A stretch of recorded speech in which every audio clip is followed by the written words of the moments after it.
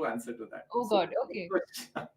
So the first question we asked was, when would Deepika start studying for an exam during her school days? Okay. Now the answers are pretty You interesting. you do know my mother's watching this, and she's going to know that if I lie, she's going to know. So you'll love this answer. So 10% of the students felt that you studied 24 hours before the exam. Okay. 60% of them said that you studied 1 week before, and 30% of them said you studied 1 month before the exam. Oh my God. So Deepika, which one is it?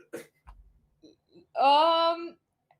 Okay. Well, the right answer is all three, to be Oh, honest. Because I think it really depended on the subject, and I had to put my mind to it. Like I had to start telling myself 1 month before that, oh, exams are coming, I have to study. So I would start the process, but I wouldn't last more than 15-20 minutes. Every time I sat at a desk and opened my textbook to study, within 15 or 20 minutes, I would start feeling sleepy. So I'd say, okay, I'll do a little bit today, and oh, I still have, like 1 month left, and then, try again the next day.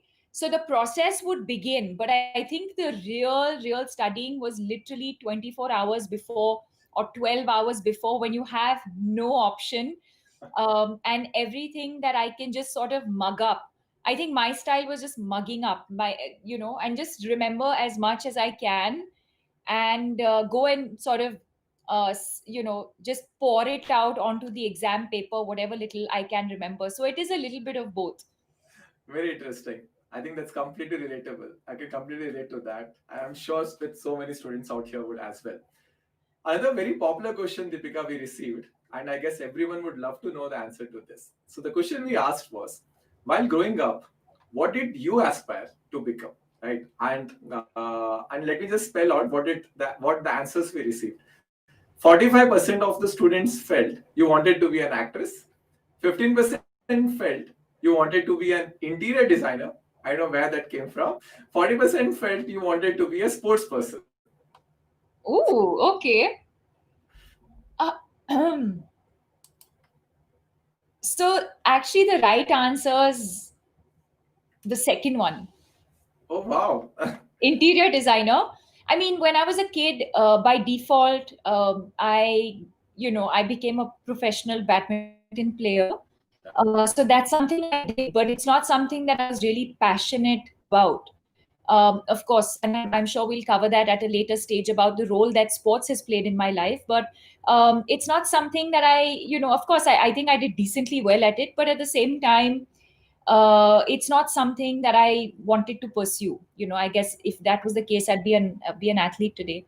But interior designer is something I really wanted to do. I'm really passionate about just doing up the house, and yeah, I'm excited about interior. So that's something I seriously considered when I was in the 10th standard, and also researched some universities that could teach it as a course, Wow. and so on. So the B is Wow. the right answer.